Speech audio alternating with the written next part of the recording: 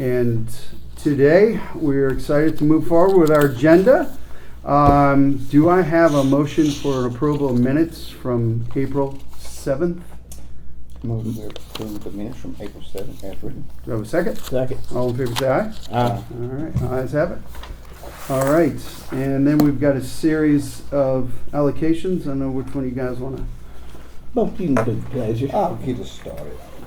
Where we at? Committed to consider allocation of funds from District 1 to defending the fatherless in the amount of $1,000. Second. Second, all in favor, say aye. Aye. Aye, ayes have it. Committed to consider allocation of funds also from District 1 to positive action service dogs in the amount of $2,500. Second. Second, all in favor, say aye. Aye. Ayes have it. Committed to consider allocation of funds from District 1 to Riverview Fire Department in the amount of $1,500. Second. All in favor, say aye. Aye. Ayes have it. Committed to consider allocation of funds from District 1 to the York County Sheriff Department safety video in the amount of $2,700. Second. All in favor, say aye. Aye. Ayes have it. So this is, I didn't know we could, well, we'll discuss that later. Committed to consider allocation of funds from District 1 to the York County Sheriff Department Project Lifesaver in the amount of $4,000. Second. All in favor, say aye. Aye. Ayes have it. Committed to consider allocation of funds from District 1 to the Flint Hill Fire Department in the amount of $1,500. Second. All in favor, say aye. Aye. Ayes have it. Committed to consider allocation of funds from District 1 to Isaiah 117 House in the amount of $1,300. Second. All in favor, say aye. Ayes have it. Committed to consider allocation of funds from District 7 to Greater Things Ministry in the amount of $3,000. Second. All in favor, say aye. Aye. Ayes have it. Was that the group that came at our last meeting? Okay. All right, that's pretty good. Yeah.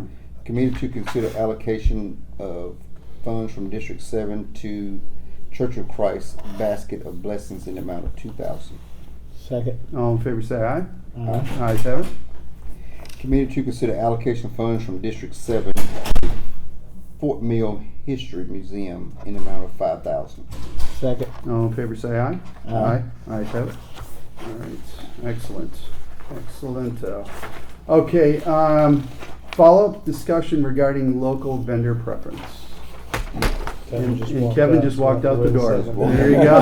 He's going to look for our procurement director. Is he? Going to be Okay. updating on that. Okay. So we'll give him 1 second. I hope we're closer to moving forward because I think this is such a Mhm. good idea to It Yeah. is. do some things a little different. Mm-hmm. This is great. Exciting days when we're launching the Small Business Toolkit here soon. Yes, And then, well, it was on LinkedIn today. Its Mhm. press release came out today too. I mean, Mhm. that's going on right now. Yeah, Getting the it's word out. awesome. It's all around. And then we come in this, in my eyes, is a opportunity, again, in the mindset of small business. You know, this is really kind of driving the opportunities, right, for York County. So what we're doing here with launching the Small Business Toolkit, I think things are looking up for small businesses, brother, in York County. There you go. We're living it. Living it. All right, Kevin. Follow-up discussion regarding local vendor preference. Okay. Yeah. All of y'all would have been emailed, and I think it looks like everybody handed out a copy of this. And inside, I'm going to point to the main things, and we can drill down into it now. I don't think we'll have enough time to solve everything around this, but I'm sorry. Here you go. You have the definition of what qualifies to be a vendor. That's outlined in here. Being in the county for at least 12 months. You got to be current on your taxes, but there's some specific criteria laid out in here as to what qualifies as a local vendor. Now, Okay. everybody might look at that a little differently, so that would be one area that I would encourage y'all to sort of think about when you read this, and you come back with comments. You know, what about somebody's got this or that? I'll tell you, in my previous job, in order to meet this requirement, we'd oftentimes, places will let you rent an office, and you'll have a phone number, and when that number's called, the receptionist will answer, you know, John Smith Incorporated, how can I help you? Right. Even though you're not actually there. Right. That's why I like the aspect of actually paying property taxes there, because there's a lot of way to fake the local vendor preference. But we've tried to address that in here. Another area to think about is what exactly they get. right now, if you look at the top sentence, and this is why I had to go to reach to here, I was having trouble finding it again. If you're within 5% of the lowest non-local Kevin, do you bidder. have another copy for Tommy? I'm sorry, Tommy, I was thinking that was what's in front of you. It's like if you look at supply vendors on the second page, Second page? that's what it says, if the supply vendor is within 5% of the lowest bidder, okay? Mm-hmm. And then you get down, same thing, 5% on the construction vendors. Now, I'll tell you, Tierra put this together sort of as a starting point. Mm-hmm. 5% on a $100,000 job is a lot different than 5% on a $5 million job. Mm-hmm. So those are some numbers. Honestly, my personal opinion is that those percentages probably need to be smaller in the big projects because you're talking some real money Yeah. that's Oh, yeah. may or may not be appropriate. But Mhm. you can see we got the supply vendors, the service vendors, the construction vendors. Mhm. Look at that. All of those right now are at 5%. I would tend to be inclined to recommend lowering that on the Like a construction. scale. On its scale, Correct. yeah. To knock it down a dollar. $100,000 or $200,000 and below, 200 and up. You know, Yeah, the higher it goes, for the smaller lower Yeah. percentage, yeah. And again, this has been driven by council.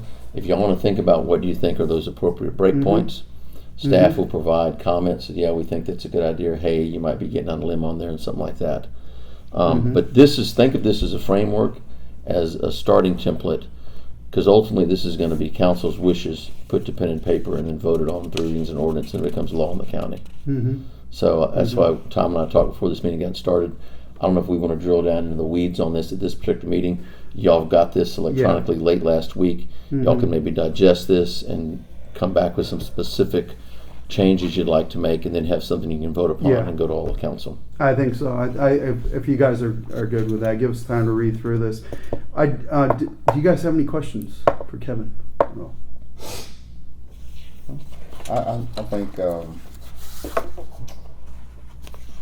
we probably, I don't know if we need to nail down whatever the sliding scale needs to be. I think I would like to hear you guys' recommendation on it. You want me to send you y'all an email on a suggested starting Yeah. point? for Yeah, that? I would Okay. recommend That's that, yeah. besides what All right, you guys can I'll do Yep. that. I think that's- Yep. I'll Would do it, that. if that scale worked, would it work on like say the per thousand? I don't think it's going to need to be that specific. I mean, if you said like, repeat what you said there a Okay. little bit ago. I'm going to use construction as a category. Okay, Construction yeah, that's vendors. something okay? I know about. Those are larger. So on a construction project, be honest, I don't really think we need to start below $100,000 on a construction project. Right, Okay. right. From $100,000 to $1 million, 5% you get an opportunity match. Mm-hmm. From $1 million to $5 million, maybe 3%. Mm-hmm. From $5 million and on up, Mhm. you maybe get 1%. All right. You know, and when I think back to the building projects that we did in 2016 over here, those are competitively bid. We've got good competition, and that's imperative in a capital market to make sure you're going to have bidders bidding on stuff. I don't want to have any of these guys because it takes a lot of time to put those proposals together. And if they think they can be, cut out, the legs cut out from under them at the end, you're going to have less competition, and that's not only good for the taxpayers. So what I'll do, I'll go through, and for each of these categories, I'll give a sort of started recommending place on those scales and breakdowns on that. Then y'all can tweak that at the next meeting. That's good. You know what I think would be just interesting on a FYI, or just to know, I say last fiscal year, how many projects we bid it out that was here for like over 10 Size million. project. Yeah, Mhm. yeah. I think in a couple meetings ago, and you might not have been on council when this was given out, Tierra gave that information, I think, before you got on this committee. Okay. So I'll try to go back and rehash that. That was stuff that I think y'all got in November. Mm-hmm. I'll try to get that again. The information she originally gave out, get that to you, Bump, as well, to make sure you got the same stuff. So, yeah, I've got two questions. Anything else, Bump? You're good? Okay. So when you look at this, and I know, there was a survey that went out and you got feedback from, different people from the, so were there things in here that were tweaked based on the fact of the surveys coming back, No. or was it what you expected to hear? No, from not really. I'll be honest. I was Okay. really surprised at the amount of vendors that were supportive of local preference. Okay. The support was greater within York County for that than outside, but there was, and y'all were given the results of the last meeting, the support, there was support for what y'all are discussing right now. Okay. That really, the amount of support was a little surprising to me. But we had prepared this document. Y'all had given some pretty clear guidance on what you wanted to see. So the sampling really supported that. So it didn't change what we put together. It really supported it more than anything else. Okay, good. So it was more kind of, it supported the foundation of where you thought Yes, it was sir. going. The other question I have, and again, I haven't read through this yet, but bonding, when it comes to these larger projects, in the amount of funds required on a, say, a $200 million project, $100 million project, or $50 million, depending on what we'd end up with on something like this. On the larger ones, what is the baseline requirement for bonding? That is, the bonding is laid out in ordinances right now. I couldn't tell you specifically, but there's bonding requirements, and I know, I think, Bup, early on when you were on council, there were some issues when the recession hit, and we had some of our actually local contractors walk away from some of the requirements as far as the paving of roads and subdivision. We found Right. out the bonding was not sufficient at that time. Right. Council since upped that amount. But the bonding requirements are going to be consistent across the board, whether you're from Tennessee, Georgia, or South Carolina, Doesn't York change. County. That shouldn't change. None of that's changing with Correct, with because this. that's Okay. that's there to protect the Okay. taxpayers ultimately. All right. And time limits on these projects, I see it's a minimum of what, 12 Now, the 12 months is that you've been a vendor in the county. vendor in the county? Okay. Length of project is not. That's not factored in Not this. That's a factored. project Okay. by project. I got you. Okay, cool. All right, so we'll go ahead and review this, come back with any changes that we'd want to make. And I'm going to this. email out to the committee the original information Tierra sent out to the Okay. committee, since this is a different committee. I'll resend that out. And I'm also going to send out, sort of by those three buckets, a recommended starting point for consideration on the breaks of the percentages. Cool, man. Okay. Perfect. Yes, sir. Thank you, Kevin. Appreciate that. Finance update? Everything's still going good.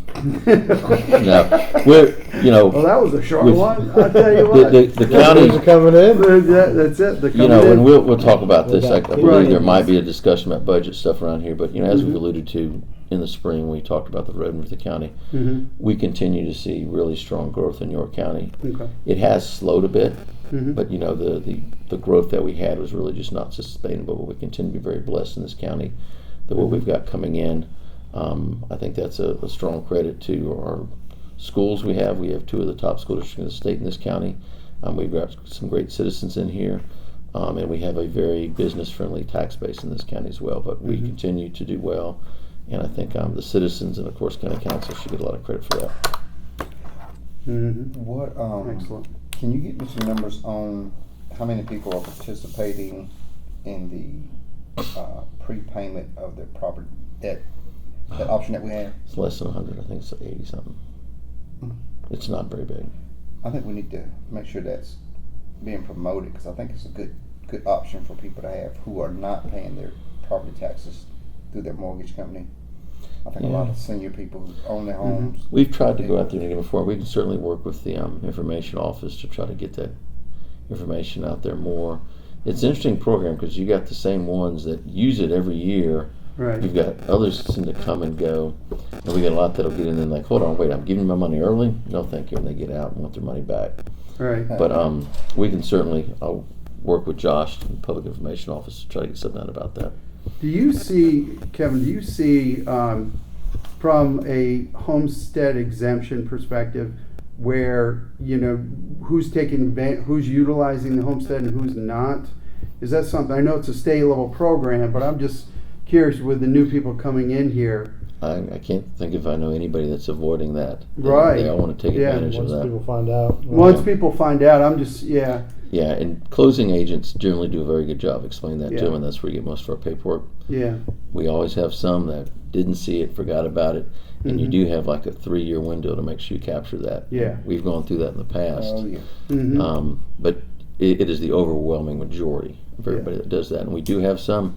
Had a lady from California who was trying to claim a house in California and over here, and we wouldn't let her do it. There's oftentimes those that challenge it. Had a lady whose husband lived in France, tried to challenge it a while back too. Right. But we follow the state law on that, and the state law is really honestly very generous to homeowners, but there is an onus on the homeowner Right. to turn the paperwork in, documenting it so Oh, we can yeah. vet it. Yeah. Well, I tell you what, I think with, what we're also looking at from, an automation perspective, I know that we're trying to make things more seamless, you know, from an automation perspective online, where you can pay your bills and try to make it as easy as possible for people to come in.